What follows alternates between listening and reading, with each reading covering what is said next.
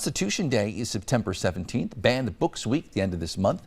The Fargo Public Library is holding special events to celebrate those occasions. It's a 4-part film series featuring screen adaptations of banned or challenged books.